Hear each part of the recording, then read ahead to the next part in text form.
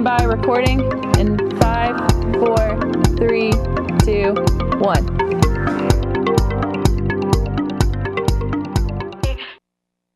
Hello and welcome to EHCTV. I'm Abby Hathorn. And I'm Khalil King. Welcome back to the show.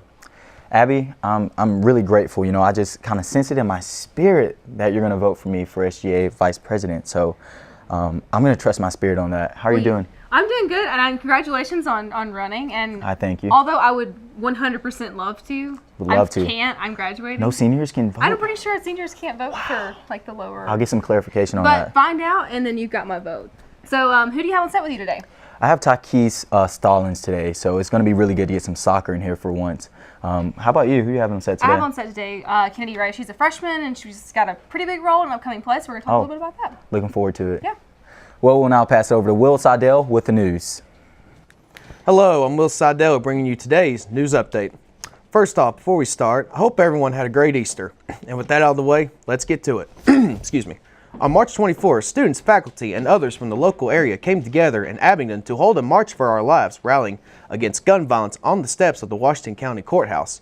These marches were held throughout the country, organized by students in the wake of the Parkland shooting. The Abingdon March had dozens in attendance and was organized by Washington County students. The Appalachian Center for Civic Life held its 17th Annual Hope Awards on March 26, honoring 5 individuals, including Brent Treesh and Dr. Shelley Coach, Emory and Henry faculty, as well as Jake Caudill and Emory and Henry Sr. Congratulations to everyone who was recognized. The Summer College Adventure Program is returning this year for teenagers aged 14 and up.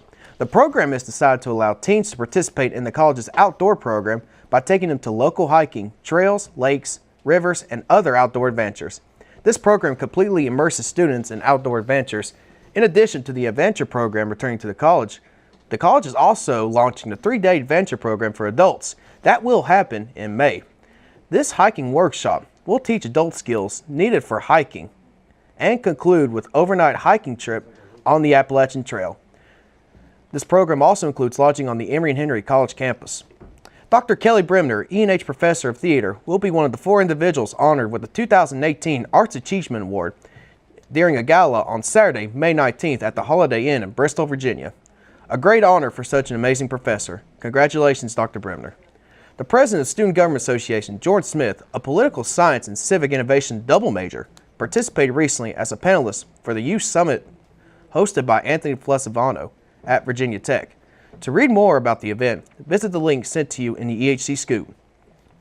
Dr. Rebecca Buchanan, Associate Professor of Health and Human Performances, and Dr. Lewis Fincher, Vice President for the School of Health Sciences, are among 9 women being honored for bettering the quality of life for thousands in our region by YWCA of Northeast Tennessee and Southwest Virginia. Nominated by area organizations and chosen by an independent panel of out-of-state judges, the 9 award recipients exemplified those working to enrich the region and will be honored as women who nurture, empower, and transform, reflecting the impact of YWCA in this region. That's going to do it for me, guys. Thank you guys for tuning in. Have a wonderful day, and we'll see you next week. Hello and welcome to this feature interview. I'm Abby Hathorn. On set with me today I have one of the women that's going to be playing, or the woman that's going to be playing Lady Macbeth in the new upcoming play. So welcome to the set. Hi. So first, Kennedy, how did you get involved with with this part as a freshman? Is that pretty common, or would you say that's a pretty big deal? I would say, well, people told me that it's a pretty big deal, yeah. I guess. It's actually directed by a barter director, so that's pretty exciting to get noticed really early in my career by a person who could hire me in the future. Right. And I heard you say earlier that it's an all-women's cast. Was that intentional, or did that just kind of what happened? I don't think she went into the process planning for it to be an all-female cast. What she told us was that the women who were auditioning brought it. Yeah. So she gave it to the people who thought deserved it, and it brings a really nice twist to the acting method to watch them try to take on a different gender identity. Yeah. And so I know you're obviously pretty excited. So what's sort of like the process that's going on right now, and sort of what you're having to do to prepare for this on top of everything else, like with the end of school coming? So how are you balancing that? Well, it's difficult because classes and exams and whatnot, our rehearsals are actually at night when people would usually study. So theater majors definitely have a pretty heavy load. But we're so deep into the rehearsal process, things are just flowing like butter. It is such a relaxing process. And the director makes it pretty easy for us, actually. That's awesome. And so this is just a traditional play. Are y'all doing anything like to change it up a little bit, or is it pretty much just the normal? Well, actually, the way that we're doing the set design is the audience is going to be on the stage, and they're going to like wrap the whole thing in muslin and do like crazy lights. The set designer that we have on campus is a complete genius. I love him from the bottom of my heart, on top of the fact of it being an all-female cast. What's one thing that maybe you're super excited about with this, that on top of that you're a freshman and everything else, what sort of do you think this opportunity is going to bring to you? Well, networking obviously is really important. I'm excited to have a relationship with a barter director. That's huge. On top of this amazing experience, Shakespeare is hard to do, especially like as a freshman. So to have like a leg up in the game this early, I feel is a great accomplishment. Yeah. And what's sort of your, end goal after Emory-Henry? I know you've got a while to figure it out, I guess compared to some of us, but what's sort of like your goal? What do you want to get out of Emory-Henry? What's like that next step for you? Well, a lot of the reason why I came to Emory-Henry specifically for their theater program is the strong connection and tie that they have with barter. So you get to do auditions for barter players, and if you get into the barter players, then you're extremely likely to get a job at barter. Barter is my goal, and then from there, who knows? But that's the short-term goal after college. And speaking of barter, will the play that y'all are going to be putting on, since it is directed by a barter director, is it going to be at barter or is it going to be on campus? It's just going to be on campus. Yeah. And so for those of us who don't necessarily, either remember Shakespeare from high school or don't really study it that much, what's sort of like the biggest moral from this particular play? Don't get ahead of yourself, I would say. Don't get greedy, because Lady Macbeth and Macbeth definitely fall victim to striving too far and taking advantage of other people who help them. Yeah. And as you're going to be playing Lady Macbeth, what's one thing that you feel like is going to be a big challenge for that role? If you're familiar with Macbeth, there's a scene where she has herself a little moment. She goes a little crazy, and it's difficult to get into that and also out of that after. It's kind of emotionally taxing. So you have to really build yourself up, and it's very personal, which is interesting but difficult. Yeah. What do you think will be the overall biggest challenge for putting on this show? Obviously there's going to be stress of finals and stuff, but with the exception of that, what do you think is going to be the biggest challenge for all of you? The biggest challenge for all of us thus far, I am one of the two people in the cast who are physically playing female roles, but to encompass another gender identity, there's obvious differences between men and women that are passed down through society, and things that we don't intend or ever really pick up on. Taking up space in a room is one that they've actually had to work on, and feeling comfortable being a large presence is something to really watch them grow and be comfortable with. So when is this play going to when y'all gonna do the first show? We open on the 12th, which is a Thursday, and we run through the 15th, and on that Sunday we're having a matinee at 2 o'clock. Okay, awesome. And what sort of, is it going to be in the Black Box Theater or is it going to be in the MCA? It's going to be in the MCA, in the Kennedy Reedy Theater, which is why it's going to be so interesting for the audience to be on the stage.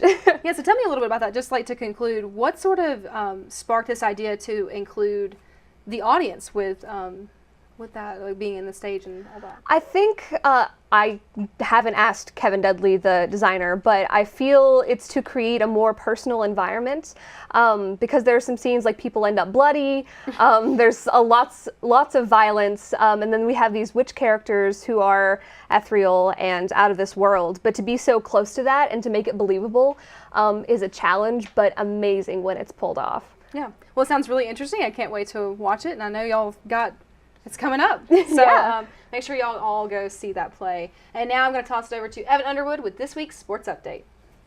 What up, WAS? I'm Evan Underwood with this week's Sports Update.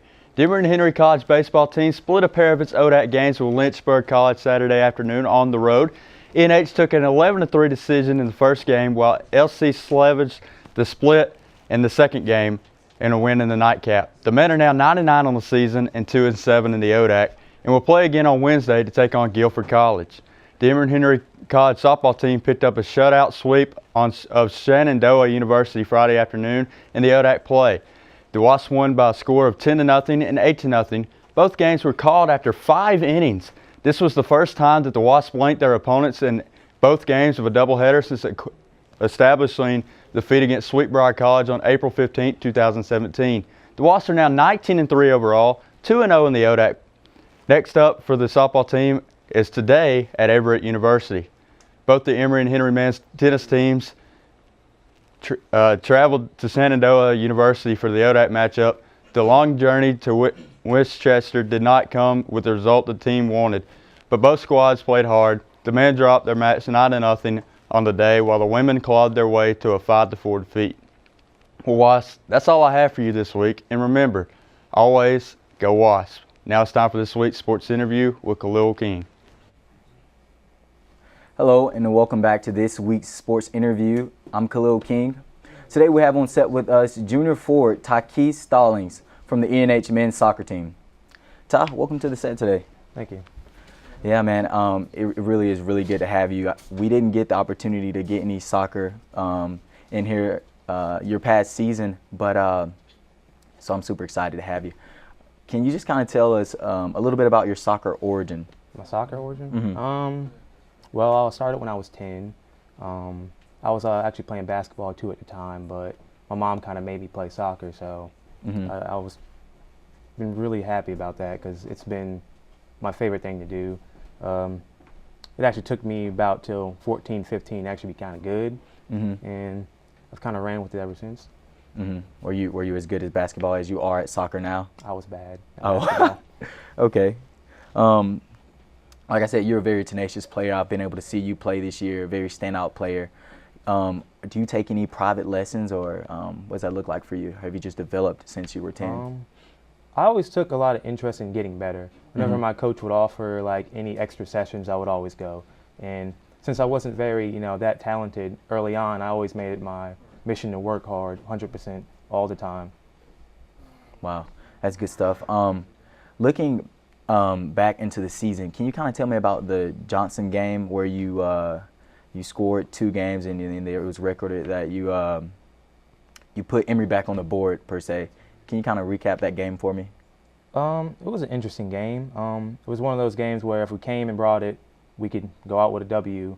But we came out a little slow, and it took us to extra time, and I was just happy that I was able to provide 2 goals for the team and to get the W. Okay. Do you remember how significant your 2 points were? What was the score in that game? Was it that close? Or? It was 2-1, honestly. I'm pretty sure we scored first, thinking, all right, we're going to put 2, 3 more back in the back of the net. And then they scored against us. Took us to extra time, and it came down to just a ball hit the crossbar, and I just tapped it in for the golden goal. You'll take it. Definitely. Can you kind of tell me where you see you guys going into the future? I know you guys been working hard early mornings and even in the this spring semester. So, well, our goal is always trying to make the playoffs. It's something we've come really close to my 3 years here, and the guys have been working really hard, and that's our goal: make the playoffs and hopefully do something in the ODAC tournament. Yeah, you guys have a game coming up pretty soon. You guys play King College tomorrow at 6. What are your foreseeing in that game? Well, our goal really is just to see, because we've lost a lot of players over the off season, is just kind of see where our team is right now, build team chemistry, and just to show coach that the guys that we have now is all we really need. One last question I have for you before we wrap things up. You moving into a senior position, what do you see yourself doing differently, or what are your goals for next year as a leader for the team? Obviously, you're very outstanding with your actions, but I guess being more vocal, I guess. Last 3 years, kind of just, all right, I let the seniors and the juniors do their thing. I kind of just show up on the pitch, but I guess I had to take more of a leadership role, kind of make sure the guys get to practice on time and stuff like that. Cool. Well, I wish you much luck in tomorrow's game and for your senior season next year. Thank you for coming on set today. Thank you for having me. And thank you all for watching. I'll now swing it over to Will Seidel with this week's rant.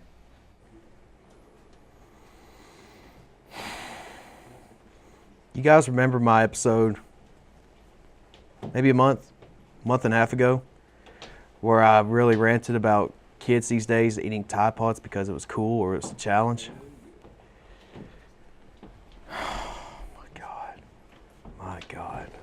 My God. So there's this new challenge going around apparently, and I didn't know about it until possibly 20, 30 minutes ago. And I decided I'm going to rant about this.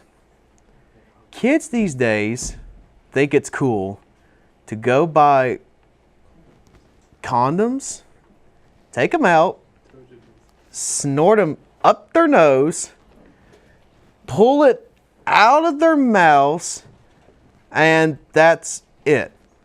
Now, what's the point of this? Why is this even a challenge? Condoms are not supposed to go anywhere near the nose, the mouth, anywhere. And what are you going to do to your friends when you do this challenge? You're going to go up to them and be like, hey, bud, guess what I did yesterday? What you do? I sniffed the XXL Trojan condom, pulled it out my mouth. Kids these days are stupid. Oh my God, I'm out. We're doomed. Doomed.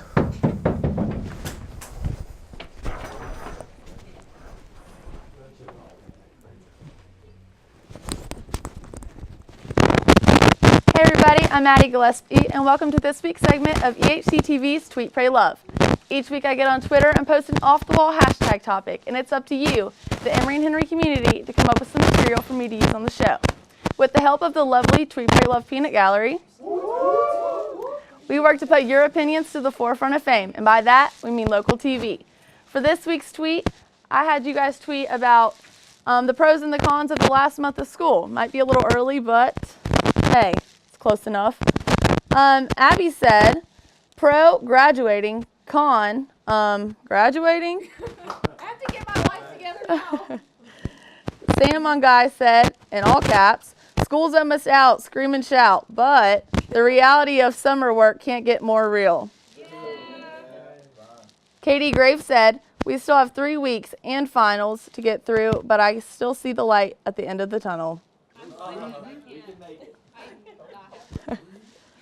Livy Martis said, excited for the many concerts I will be attending this summer, not so excited on all the papers I still have to write.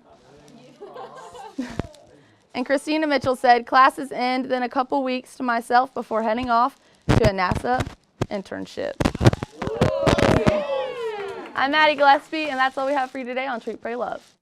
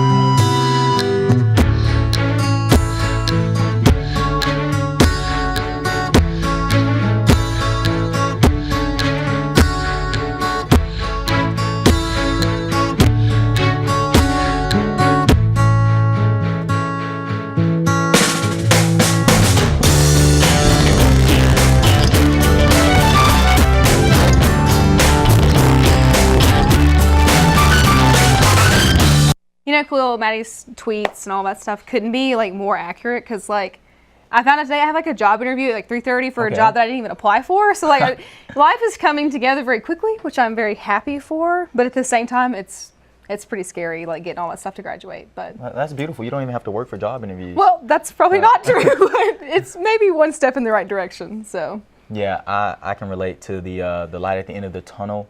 Right now it's a very crunch period for me, so I'm looking forward to that light in summer. yeah, and we're gonna survive. We got this. But thanks so much for joining us on this week's episode of EHCTV. I'm Abby Hathorn. And I'm Khalil King. We'll see you next week.